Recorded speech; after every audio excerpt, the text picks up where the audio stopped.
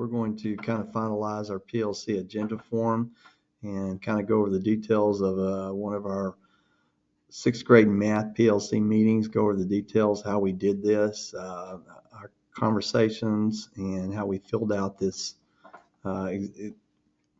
respective form. Like I say, we went back over our district goals, following performance levels, so forth. Our goals are to achieve at least 25% masters, 50% on meets and hires, and 75% on approaches or hires. Team members that were present were Tally Gay, Mr. Kinsworthy, our principal, and myself. And these are our two sixth grade math teachers and our principal. We went over our team norms and goals. First is be on time to each of our meetings, turn in required objectives, documents by due dates, no phones during our meetings. Praises and celebrations, we were compliant with having the required amount of grades per UIL rules and district guidelines. Advisory lessons were showing growth in some of our students. We discussed how our lesson plans were for the advisory, and we'll detail that in another video.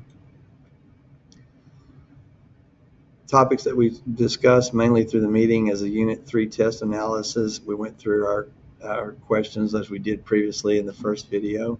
Advisory lessons, what is our focus for the next 2 weeks?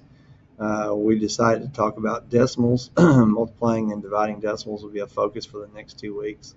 We're on a pep rally schedule next week, and we looked over our schedules to see how it affects our lessons, our planning on assessments, and so forth.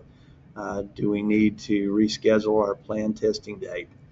Looking over our year at a glance, making adjustments on each of those days. We're out of school next Monday. It's a teacher exchange day, and so we looked over our lesson plans and how can we adjust for next week for being a 4-day work week. Topics that were a very small part of the meeting. Progress reports and grades were due this week. Did we fulfill the district requirements on the amount of grades? Per UIL rules, we had to have 3 test grades and 12 assignment grades. That would be the minimum for UIL and for our district guidelines. Our next agenda we'll be discussing is our Unit 3 test results and analysis. The next thing that we discuss is our think rights for plans for this month, October. We had a writing sample of John has $20.16. Sarah has 51% of John's amount. Eli has $10.09. Miss Blackshear says that Sarah has more money than Eli. Mr. Causey says Sarah has less money than Eli. Who is right, and how do you know? This will be a writing sample that we'll implement in all of our classes. It's also can be used as an exit ticket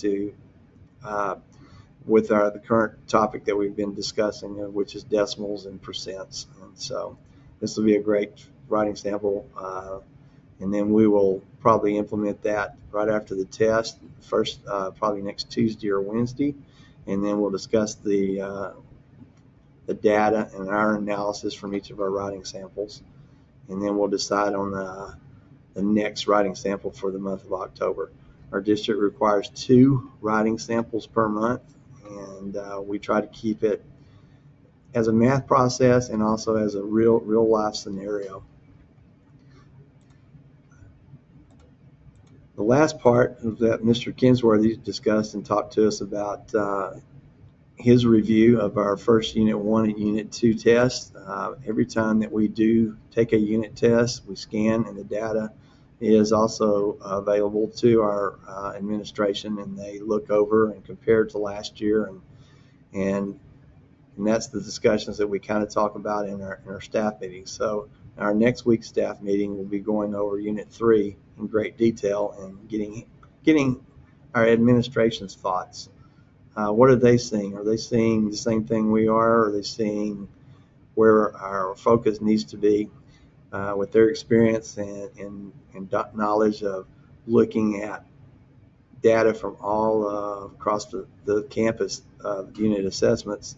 Is there a trend? Is there a trend just in 6th grade? Is there a trend in 7th grade that our Hispanic group or our 2 or more races, our eco-disadvantaged kids, are they all struggling across the board in all assessments across 6th grade?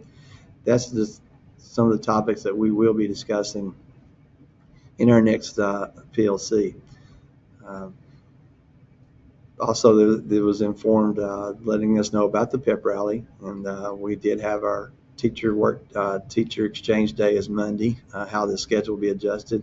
Mr. Kinsworthy addressed the plans for October, the activities that will be going on. We'll be having several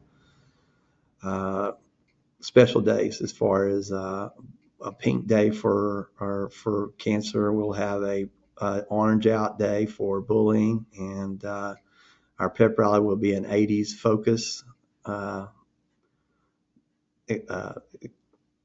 Everybody, we be wearing the 80s clothing and so forth. So there was a conversation about that. The benefit of these PLCs is the communication. As you can see, we have, as an administrator being present, that's a very opportunistic time to communicate issues, concerns, thoughts, also to stay current on all campus activities and district activities and guidelines.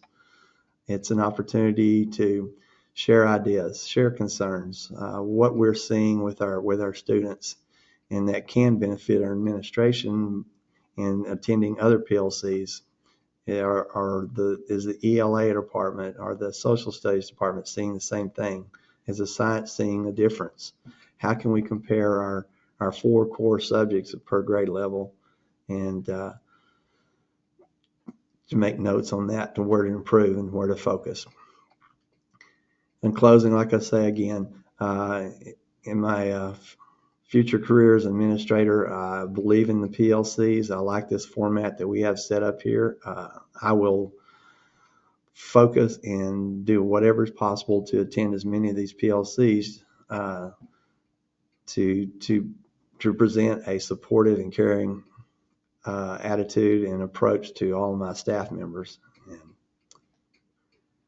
think it's the great opportunity that increased our teaching styles, keeps us current on technology, can keep us current on different approaches and successes, and it also gives us a focus for the whole campus as far as in respect to student scores, morale, campus culture, and so forth.